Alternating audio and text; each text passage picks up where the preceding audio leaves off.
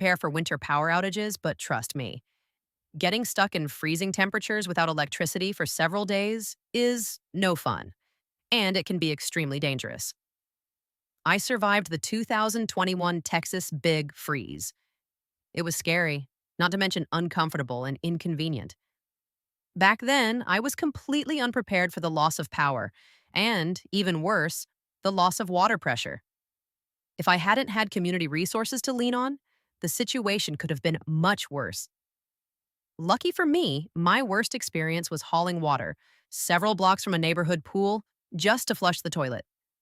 The water sloshed out of the heavy, uncovered bucket with every step. And did I mention it was cold? What I didn't grasp at the time was just how lethal a multi-day freeze and grid failure could be. Let me be blunt. Hundreds of people died across 77 Texas counties. Forget the usual survival suggestions for a second.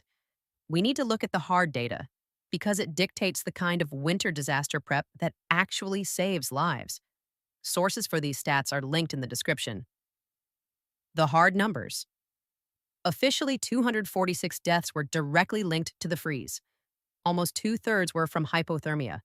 Other causes included carbon monoxide poisoning, house fires, medical equipment failures, and vehicle accidents. That's why I preach safety louder than most prepper channels, and possibly louder than you'd like to hear. Even worse, follow-up analyses suggest the real number was closer to 700 to 800 deaths, once you include those who died from delayed medical care or aggravated chronic conditions. And when you zoom out, it's sobering. Over 1,000 Americans die from cold exposure every single year, even without a major storm. Reality check. Most of us can't rely on generators. Let's be honest, as most of us can't install backup generators or retrofit furnaces. Apartment leases, condo boards, and budgets make that unrealistic. Since I'm one of those people, I set out to figure out how to stay safe, and specifically, how to avoid freezing during a long, cold blackout. The good news? There are plenty of options if you plan ahead. You can even make it easier to flush your toilet when the water's out, and take steps to help keep pipes from freezing. 1. Passive survival, heat the human, not the house. Your body temperature is already a portable furnace, around 98.6 degrees Fahrenheit.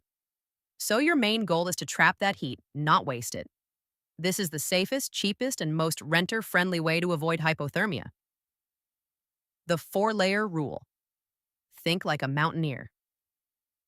Base layer, synthetic or wool. Long underwear to wick moisture, never cotton because it traps dampness against your skin. Mid-layer, fleece or down for insulation. Outer layer, a wind and water-resistant shell. Head, hands, feet, cover them all. You lose most body heat through your extremities. Every layer you add slows heat loss, and every air gap you trap acts like invisible insulation. Emergency sleep system, like a personal warming station. When the temperature drops dangerously low, it's time to create a microclimate. Build a fort, seriously. Hang blankets over a table or pitch a small tent indoors. Pile in sleeping bags and seal the edges. You're not heating the room anymore. You're heating a small bubble of air your body can actually warm. And if you have pets, let them in. They're fuzzy space heaters. Insulate yourself. First, before worrying about the room, insulate you. Wear a hat to bed. Double up on socks. Use hot water bottles or chemical hand warmers inside your sleeping bag or pockets. No power? A rice sock. A cotton sock filled with dry rice and warmed when possible holds heat for hours. Even unheated, it adds insulation under your clothes. The danger of damp. If you sweat or spill water, change immediately. Damp clothing kills body heat fast. Cotton, in particular, acts like a sponge and pulls warmth away from your skin. Synthetic fabrics or wool will keep you warmer and safer, and whatever you do, don't go to sleep cold and damp. That's when hypothermia sneaks in quietly. 2. The water crisis, pressure loss, and pipe protection. During the Texas freeze, many people lost water even before their pipes burst. When temperatures drop that low for days, entire municipal systems can fail. Immediate water storage, the bathtub rule. The moment a freeze warning or power loss hits, fill your bathtub and every available container. That water might not be safe to drink without purification, but it's perfect for flushing toilets or basic washing. Consider an emergency bathtub liner. They're inexpensive, easy to store, and keep the water clean while preventing it from draining away. Drinking water reserves. Keep at least 1 gallon per person per day, and don't forget your pets. Store it sealed in clean jugs or bottles in a cool, dark place. Rotate every 6 months if possible. The pipe game, renter and condo edition. Even renters can protect pipes. Open cabinet doors under sinks so warm air can circulate. Wrap exposed pipes with towels, foam sleeves, or even bubble wrap. If your landlord allows, let faucets drip slowly to keep water moving. If water pressure drops completely, turn off the main valve before pipes thaw. That's when they are most likely to burst. If you can't access it, ask your landlord what their plan is for pipe protection. Toilet management. If your tank runs dry, you can still flush manually. Pour a bucket of stored water directly into the bowl, not the tank. Gravity does the rest, but be smart. Flushing this way uses up water fast, so during an extended outage, you may need to flush less often than usual. 3. Safe energy, safe food. Avoid becoming a statistic. When it's freezing, it's tempting to improvise. But every year, people die from carbon monoxide poisoning or accidental fires while trying to heat or cook indoors.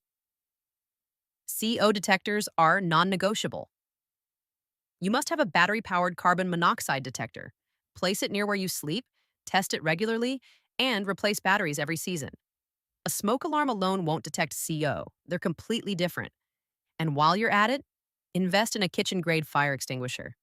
They're under $25 and worth every penny. Disaster or not. Ventilation versus temperature. If you use any fuel-burning heat source, even a small buddy heater or canned heat, crack a window open about an inch. Yes, it lets in some cold, but it also lets out toxic gases. Choose a window opposite the heater for better airflow and never use these devices while sleeping. The safest soup method. When it comes to food, safety comes first. Start with no-cook, high-calorie foods like protein bars, trail mix, and nut butters. They'll keep you fed without flame. If you absolutely must cook, use a sterno stove or canned heat system for a single small meal or cup of soup. Keep it on a sturdy, non-flammable surface away from curtains, papers, or pets, and never walk away while it's burning. Forbidden items. I'm not a fan of using opened flames, gas, kerosene, or similar fuels indoors. At most, I make careful, limited exceptions for sterno or an indoor-rated butane stove, and only for brief, supervised use with a cracked window, a CO detector, and a fire extinguisher ready. Even these safer options have caused tragedies.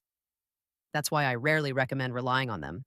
And definitely not propane or kerosene indoors. And burning wood?